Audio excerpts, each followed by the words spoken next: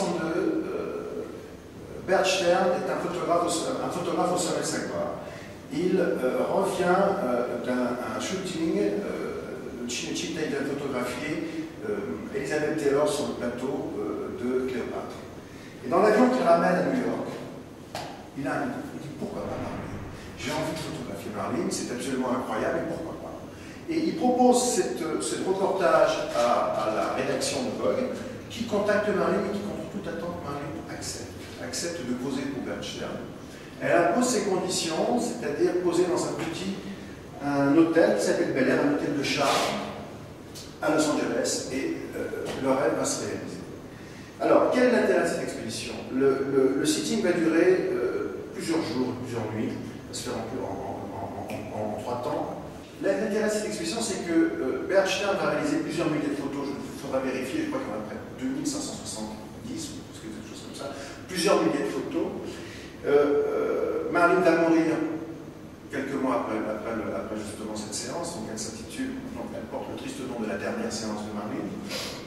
Pour Marilyn Monroe, quelque part, ce sera son chant du cygne. Elle a ce rapport absolument incroyable avec les photographes et les directeurs de photos. Quand elle s'entend avec quelqu'un qui s'abandonne absolument à son objectif, c'est le cas de cette photo incroyable, où on peut voir qu'il y a un abandon extrême absolu. Et l'intérêt de cette expédition va être suivant, c'est que Bert Stern a 32 ans, Marlene a quelques années plus que lui, elle est balayée, donc elle meurt quelques mois après cette séance, et Bert Stern ne s'occupe pas de cette photographie. Il est propriétaire des tirages, et il les confie à une agence. Et très vite, elle s'inscrit dans l'histoire. Norman Mailer en a besoin pour illustrer un livre qu'il écrit sur Marilyn Monroe.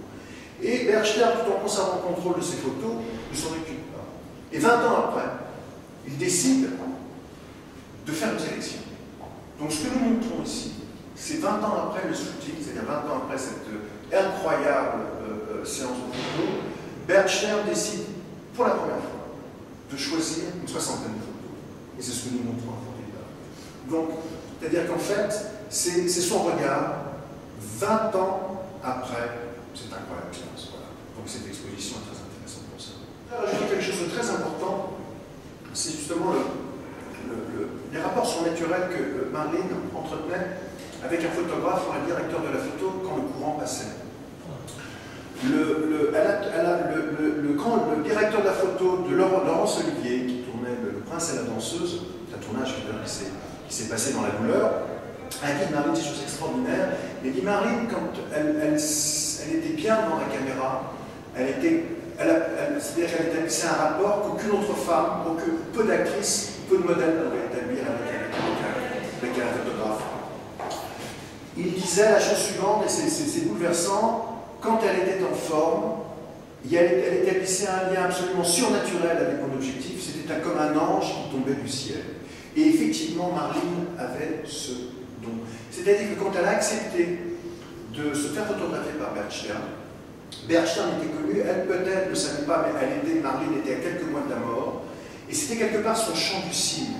Elle s'est offert à l'objectif de Bert Stern, elle est allée vers lui parce qu'elle voulait le faire. Et en fait, une complicité s'est constituée entre ce jeune photographe et Marlene, absolument incroyable, et donc on peut s'en rendre compte dans cette photo. Et en allant, il y a un abandon extrême, une sensualité, une pudeur, et en même temps, quand elle fixe l'objectif, je crois qu'il y a une sorte d'image que ça a arrêté pour l'éternité.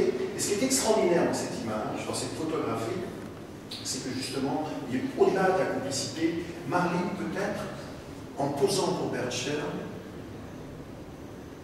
signe une sorte de testament en image. Elle devient peut-être malgré elle, sans savoir, la Vénus du XXe siècle. Et c'est vraiment, je crois que c'est le plus beau, je crois que c'est tout ce que faisait Marlene en 62, une période très noire pour Marilyn Monroe à ce moment-là. Elle vient de tourner dans un film qui s'appelle Les Misfits, où c'est un film formidable, un film d'homme qu'elle a très douloureusement vécu. Clark Gable meurt quelques temps après le tournage, elle représentait, elle était très proche de lui, elle disait toujours que son père lui ressemblait. Et d'ailleurs, quand Marlene, j'aimerais rajouter, quand Marlene aimait quelqu'un, elle avait toujours la quête du père, et quand elle trouvait quelqu'un plus âgé qu'elle qui lui plaisait, elle l'appelait Baby.